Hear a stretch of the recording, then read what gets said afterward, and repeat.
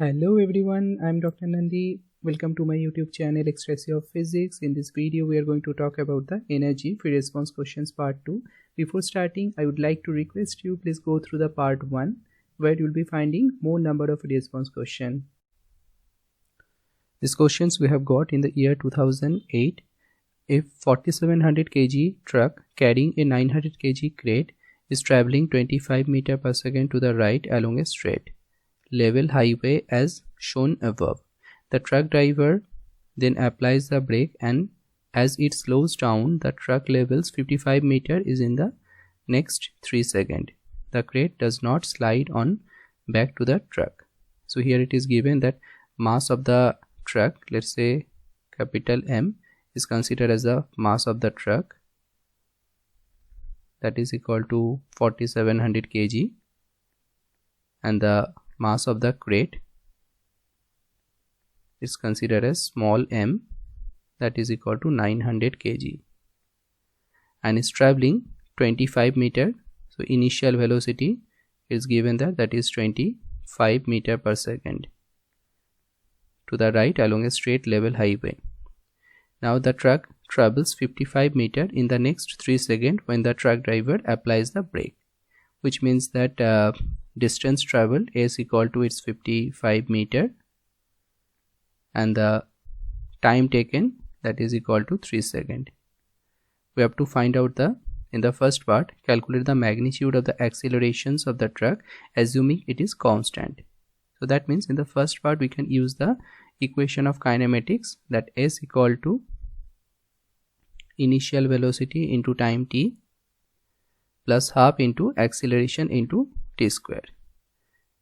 S is given as 55, initial velocity is 25, into time t is 3 seconds, plus half into acceleration into 3 square. If we solve this, we will be getting acceleration A equal to negative 4.44 meter per second square. Now in the part B, on the diagram below, draw and label all the forces acting on the crate during braking. So let's consider this one is representing the crate. The gravitational force, that is mg, exerted in downward direction.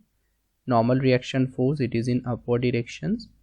And since the driver has applied the brake, so there will be a tendency to move the crate in the forward directions due to its inertia, and the surface on which this object is resting, the crate is resting, it is providing the frictional force in the opposite direction. So the frictional force, it would be exerted along these directions. So that would be the free body diagram for the draw and label all the forces acting on the crate during the braking system.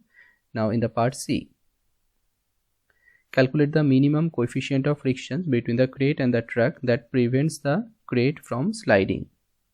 So here we can consider this frictional force, it is basically opposing the inertia which is produced on this object. So here we can say that net force, that is equal to mass time acceleration, and the net force, which is nothing but the frictional force which is opposing its movement, that means it's mass time acceleration. And from there we can say frictional force, that is equal to coefficient of frictions times by normal reactions, mass time acceleration, and as per the diagram, that normal reaction, that is same as mg, so mu into m into g, that is equal to ma. From here mm is getting cancelled. To find out the coefficient of frictions, we can take that accelerations a upon g, that is equal to 0.453. That's the coefficient of friction. Now first part that is done. In the second part, indicate whether this friction is static or kinetic. Since the object it is in rest condition, means the crate it is in rest condition, so the friction will be considered as the static friction. Now in the last part, now assume the bed of the truck is frictionless, but there is a spring constant K, that is 9200 Newton per meter, attaching the crate to the truck as shown below, and the truck is initially at rest. If the truck and the crate have the same acceleration, calculate the extension of the spring as the truck accelerates from rest to 25 meter per second in 10 seconds. Which means for the part D, it's given that initial velocity of the truck, it is in rest condition. Final velocity, it's given that 25 meter per second, and which is accelerated in time t equal to 10 seconds. We need to find out the extensions of the spring. Now we can think here the crate. So on the crate, if the truck is getting accelerated in the forward directions, so on the crate there will be a force of inertia, means due to the inertia the crate will be trying to stay at the same location, and due to which the inertia force which will be exerted in the along the opposite direction, that is mass time acceleration, and due to which this spring it will be getting elongated, and due to the elongations of the spring there will be a restoring force in the spring is produced, that can be represented by Fs, and let's say the elongation of the spring, that is equal to x.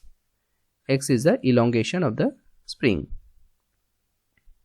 So from there we can say, since it is in equilibrium condition, the crate it is in equilibrium condition, so we can say the summation of F, that is equal to 0, which means the spring force, that is equal to mass time acceleration, and the spring force can be written as its spring constant times by the elongation, which is equal to mass time accelerations upon k. And the accelerations we can determine from this data, that final velocity minus initial velocity upon time. Final velocity is 25, initial velocity that is 0, and the time taken, that is 10. So the acceleration, that is 2.5 meter per second square. And if you substitute in this value, that mass, that is mass of the crate, is given that 900 kg times by the accelerations we have got 2.5, and the spring stiffness or the spring constant that we have, it's given that 9200, 9200. From there we are getting it is negative 0.244 meter, that is the elongation. And in the part E, at some later time the truck is moving at a constant speed of 25 meter per second. It's a constant speed 25 meter per second, and the crate is in equilibrium. Indicate whether the extensions of the spring is greater than, less than, or the same as in part D when the truck was accelerating. So initially it's given that it's a moving with constant speed. So constant speed means acceleration equal to 0. Since the acceleration equal to 0, that means no net force exerted on the crate, which means the crate it will be at its mean positions, it will be at its equilibrium position. There will be no elongations in the spring. Initially the spring it was got elongated, and now there is no elongation. That means the answer, the extensions of the spring, it will be less than what we have got in the previous part D. It will be less than. On the figure below, draw and label all the forces acting on the monkey. Do not resolve the forces onto the component, but do indicate their direction. So first we have to define the free body diagram. So now to define the free body diagram, we can do, let's consider this is representing the monkey. For the first one I'm doing, this is representing the monkey. So from here there is a tension. There are two wears, so there would be the two tensions exerted along the wear B and along the wear A, and due to which, since the monkey is having the mass, so it will be having the gravitational force in downward directions. We can say this is the gravitational force, that is mass times gravity in downward. Tensions in the wear B, that will be TB along this section, and tension in the wear A, that would be TA. Second part B. Determine the tension in vine B while the monkey is at rest, which means it is the equilibrium conditions is given. Now we can resolve this all the tensions forces along the coordinate axis. So here the angles are given as 60 degree. So let's define our coordinate system, x and the y axis. So this is our x axis, this is the y axis, and the angles are given here 60 degree and this one is 30 degree. So if you resolve this tension P, that is the tensions in the word B, so that would be two components we will be getting.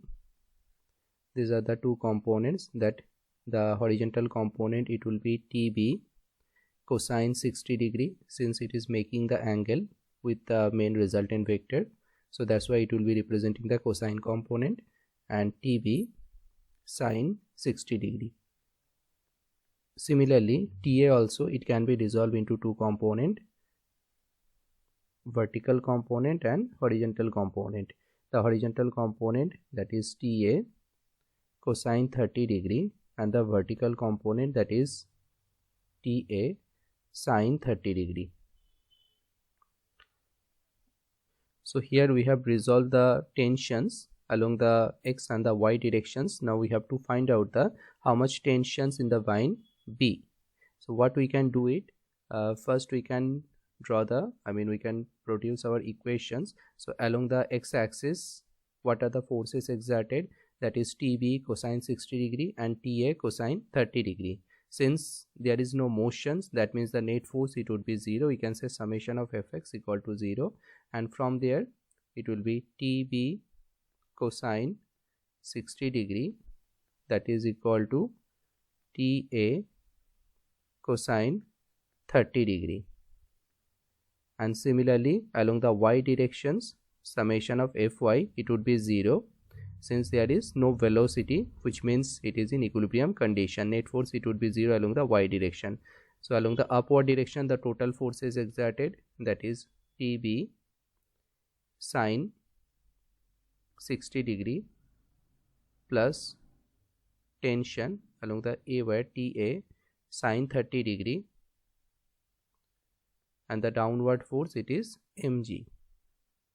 So these are the two components we have got, means two equations we have got. This is the first equations and this is the second equations. Now we have to solve these two equations to find out the value of TA and TB.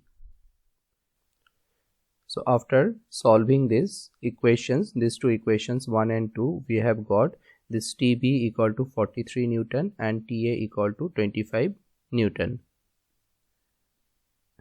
Now let's go to the next one. So here in the part C is given that the monkey releases vine A and swings on vine B. Neglect air resistance. Determine the speed of the monkey as it passes through the lowest point of its swing. Determine the tensions in the vine B as the monkey passes through the lowest point of its first swing. Now at present it releases the vine A and as it passes through the lowest point of vine B. So we can consider here, this is the initial positions, that is the vine B. It was making an angle initially 60 degree. Now it has released the vine A so that it is supposed to move like this, and that will be the vertical positions of the monkey at this position. Now at these positions we have to determine, according to the C and the D section, speed and the tension. Its length is given as 10 meter, that is the length of the string, and the lowest most position, that point, let's put some name, that is equal to, let's say C, and here when the point it was located, that is equal to, let's say C prime. Now to find out the speed at this position, the speed, it will be along the horizontal direction, so it's the tangential speed. Now to find out the speed, we can determine the, we can use the conservation of energy in between the point C and D.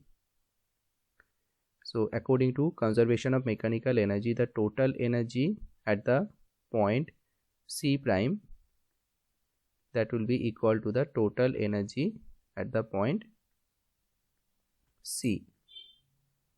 Now that when it has just released the vine A, that time its velocity we can consider equal to 0, which means the kinetic energy at the point C prime, that should be 0 since its velocity equal to 0. And at the C point we can consider our reference line. So with respect to that, this will be our vertical distance, this will be the vertical height. So we have to determine this vertical height h. So now to determine this vertical height, we can consider this triangle. So separately I'm just drawing this triangle. The angle is given here, that is equal to 60 degree. The length is known to us, that is 10. That means what about this length? So here we have put the name C prime. Let's make this point is D. This point, that is D, and O is the where the string is connected. So this OD length according to like OD upon OC prime, that is equal to sine 60 degree.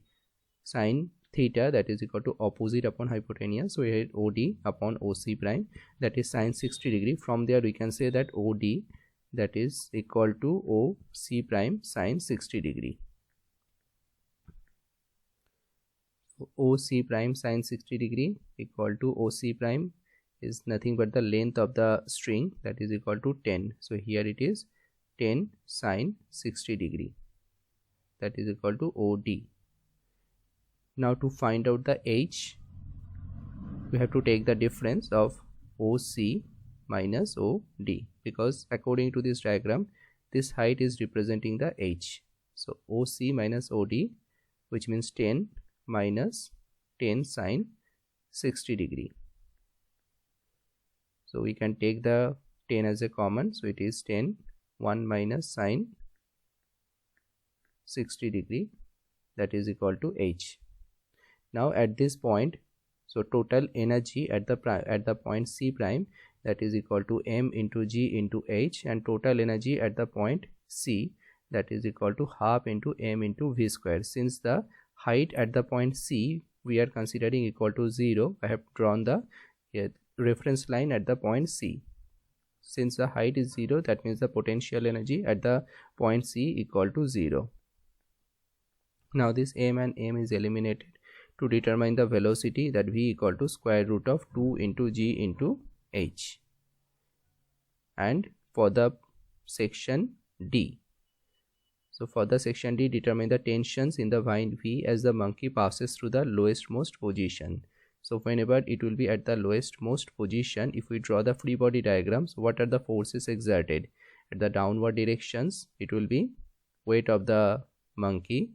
At the upward directions, it is connected with the string, so it will be exerted the tension. And since it will be a kind of a circular motions is executed, that means in case of the circular motion there is a net force exerted to the radially inward directions, and that force is known as the centripetal force. So it is Fc, which means we can just write it down from the Newton's second laws of motion, that summations of F, that's representing the net force, equal to mass time acceleration, and at present net force equal to is the centripetal force. So here it is the T minus mg, that represent net force, and that is equal to centripetal force. Centripetal force equal to mv square by r, where r is representing the length of the vine. So to determine the tension T at the lowest most position, that is the point C, so it's mg plus mv square by L. We have to compute this part. If you substitute all those value here, so v square root of 2 into g is 10 times h, that is we have computed here 10 into 1 minus sine 60 degree. If you compute this, and from there we'll be getting that v equal to is 5.2 meter per second. That's the velocity at the lowest most position, and this velocity if you substitute in these equations, then so the tensions you will be getting, that is 62 Newton at the lowest most position. A 0.1 kilogram solid rubber ball is attached to the end of an 0.8 meter length of light thread. The ball is swung in a vertical circle as shown in the diagram. Point P. The lowest point of the circle is 0.2 meter above the floor. The speed of the ball at the top of the circle is 6 meter per second, which is given at the top of the circle. It is having the 6 meter per second, and the total energy of the ball is kept constant. Determine the total energy of the ball using the floor as the 0 point for gravitational potential energy. Total energy of the ball using the floor as the 0 point.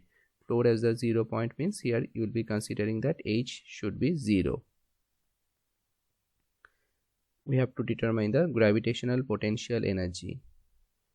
So total energy for the part A, we need to compute the total energy.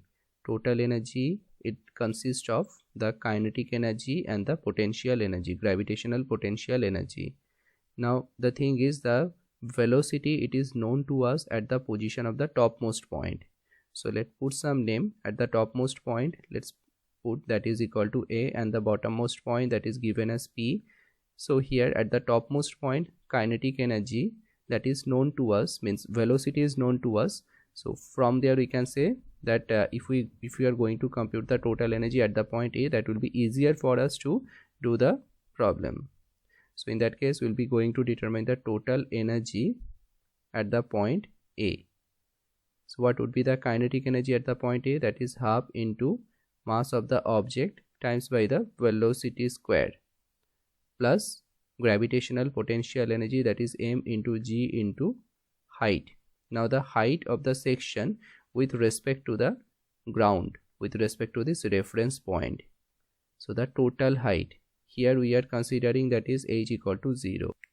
Now to compute the height of the point A with respect to the horizontal floor, here it is given that radius of the circle, that is 0.8 meter.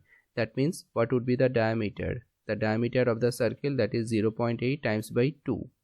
So it would be 0.8 times by 2. It is 1.6 meter. Now 1.6 meter, that's the diameter of the circle, plus the P point, which is 0.2 meter above the ground. That means the total height of the point A, that is becoming 1.8 meter. So here it is the H at the point A. So that will be representing the HA. Now let's substitute in these equations. So half into mass of the object is given as 0.1 times by velocity of the at this point is given as 6, so it's 6 squared, plus mass is 6 times g is 9.8 times by HA, that is 1.8. Mass is 0.1 times by g is 9.8 times by HA, that is 1.8 meter. If you do these calculations, you'll be getting 3.6 joules. So that's the total energy at the point A, that is equal to 3.6 joules. That is for the part A. Now for the part B, determine the speed of the ball at point P, the lowest point of the circle. Speed at the point P. If we draw that, it will be like tangential speed. It will be represented at this point. So let's say the speed, it is represented by V. We know the total energy, that is 3.6, and according to conservation of energy, the total energy should be conserved, and as well as this is also mentions in this case, the total energy of the ball is considered as constant. So we can consider the total energy. Now we are considering the point P. So at the point P, what would be the total energy? That would be the kinetic energy at the point P plus gravitational potential energy at the point P.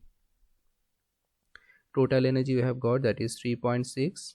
Kinetic energy, it is equal to half into m into v square plus gravitational potential energy at the point P, that is m into h into height of the point P. Now let's substitute all the values.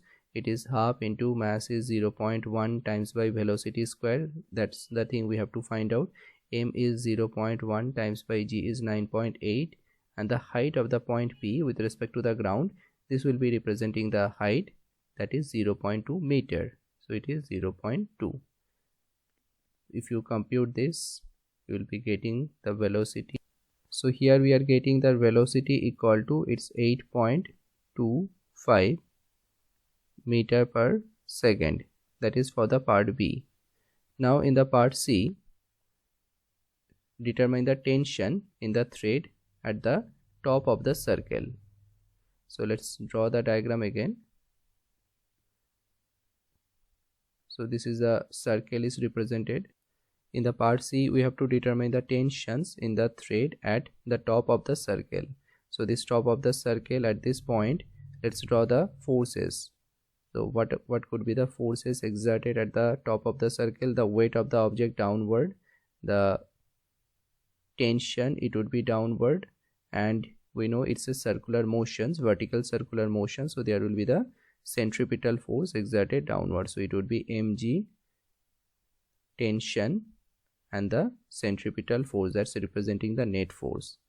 Now from here we can say at the top of the circle, net force summation of F, that is equal to same as the centripetal force, that is the net force. So the total force, that is T plus mg, that is equal to m v square upon r.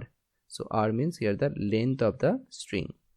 So to compute the tension, T equal to it's m v square upon L minus mg. Now let's substitute all the values and compute that the tension. So here the tension we are getting, that is 3.5 Newton at the top of the circle. Now similarly we have to do that what would be the tensions at the bottom of the circle. So whenever it is at the bottom of the circle, let's draw the free body diagram. It's weight, gravitational force of the object, downward directions, tensions, that will be along the length of the string, so it should be upward, and since it is a circular motions executing, there would be a net force, that's a centripetal force, which is exerted in the upward directions. Now if you substitute in this equation that net force, that is equal to centripetal force. So tension, it is upward minus mg downward, and that will be equal to centripetal force. That means tensions at the bottommost position, that is mg, and the expressions of centripetal force is mv square by r.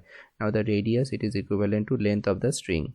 If you substitute all those values, m is 0.1 times 9.8 plus mv square by r. So here it is m is 0.1. Velocity at the point, at the bottommost point we have got, that is equal to 8.2. So it's 8.2 square divided by length of the string, that is 0.8. If you do this calculation, you'll be getting 9.4 Newton. That's the tensions at the bottommost point. Now in the next part, D. So in the next part D, the ball only reaches the top of the circle once before the thread breaks, when the ball is at the lowest point of the circle. Now determine the horizontal distance that the ball travels before hitting the floor.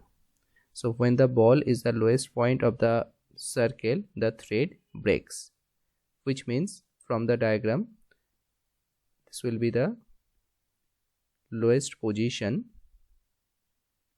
Now with respect to that, it is going to break.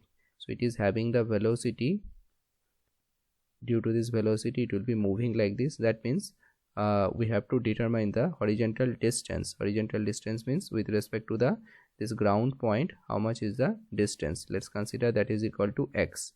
So this x value we have to find out. So it's a kind of a projectile motion, so it is executed here. We have the velocity at this point, that is equal to 8.2 meter per second. So at this horizon, the velocity it is at the bottommost point along the horizontal directions. That means there is no velocity along the vertical direction. So we can consider the vertical directional velocity, it is equal to 0. And how much height it is covering, that is also known to us. It's given that it's 0.2 meter. So from there, first we can consider that how much time it is taking to reach to the ground.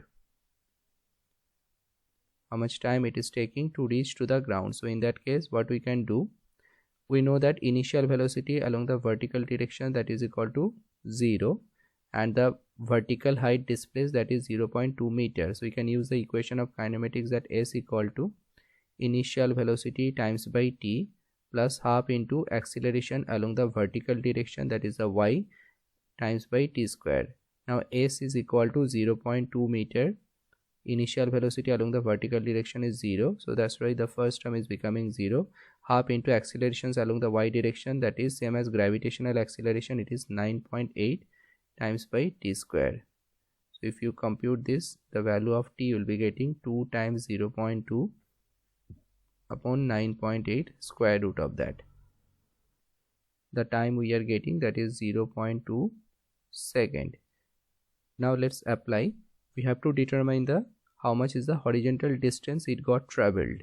Now to determine the horizontal distance is traveling, we have to use again the same equations, but these equations now we are going to apply along the horizontal direction, that initial velocity into time t plus half into accelerations along the horizontal direction, that is the ax, into t square. Now s means at present, that is equal to, in the diagram we have considered, that is equal to x. So x equal to initial velocity, that is same as is 8.2 times by time, that is 0.2 second, plus half into acceleration into t square.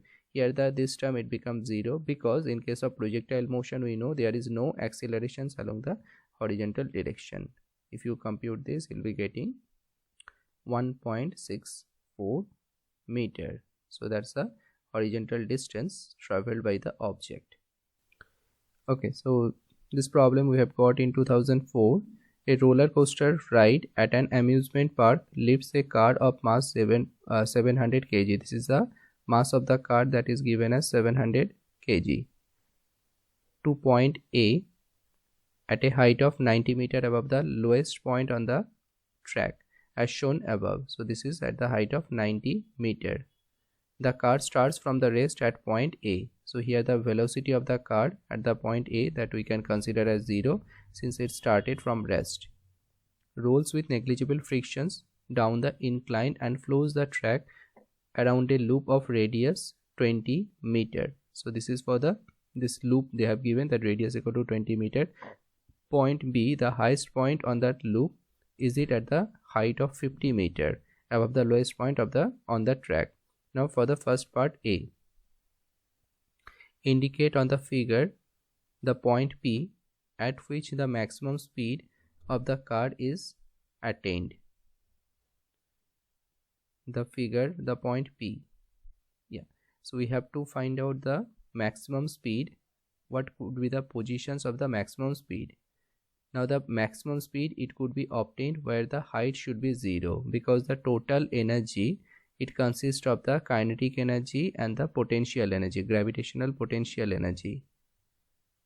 If the speed maximum, that means the kinetic energy, it should be maximum, and in that case gravitational potential energy, it should be minimum, and minimum means here it is equal to the 0, means in that case if it can make this 0, then the kinetic energy, it would be maximum, and kinetic energy maximum where this point.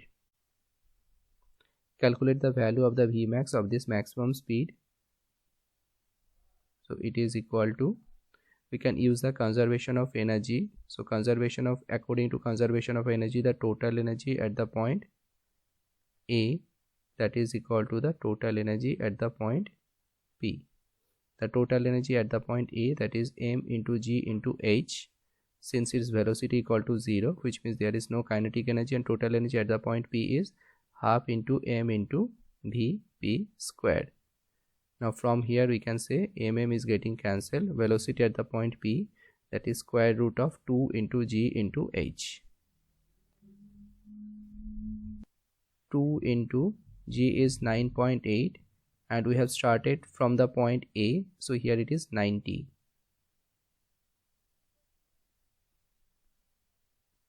We are getting the velocity at the point P, that is equal to 42 meter per second. Now for the part B. So for the part B, calculate the speed Vb of the car at point B. That means we have to use the same consideration, energy conservation means energy conservations From there we can say the total energy at the point A, that is equal to the total energy at the point B. Now the total energy at the point A, that is m into g into height at the point A, that is equal to total energy at the point B is half into m into Vb square plus m into g into height at the point B. We have to determine the speed at the point B. So from there we can say that half into m into Vb square, that is equal to m into g into Ha minus m into g into Hb. Now let's check that equations. Means from here we can say, from the diagram, the height of the point B, that is given as 50 meter. So we can substitute in this equation. M is cancelled out, so it is Vb square by 2. G we can take as a common, and Ha equal to 90 meter and Hb equal to 50 meter. So velocity at the point B, we are getting 28 meter per second. Now let's move on to the part C.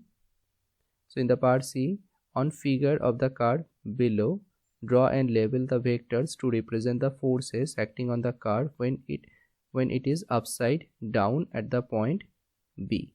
So when it is upside down at the point B, what could be the free body diagram? Means forces, we have to represent that one. So you can consider, let's say this is the point B is represented. Now at the point B, it is upside down, so in that case its gravitational force downward, its normal reaction force offered by the track on the person, on the object, means on the vehicle, that will be also downward. So that will be the normal reaction force downward. So that would be the free body diagram. Draw and label all the forces. Now the part 2, calculate the magnitude of all the forces identified in part C. So mg, already you have got this. M is all the forces we have to compute. So mg equal to, that is the gravitational force.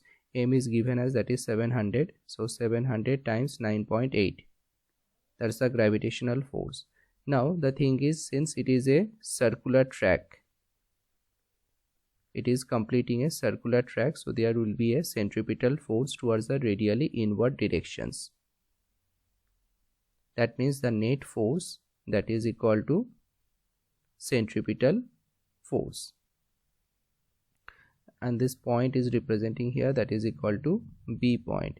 So the net force equal to its normal reaction force offered by the track on the vehicle plus gravitational force mg, and that is equal to the centripetal force, it is Fc.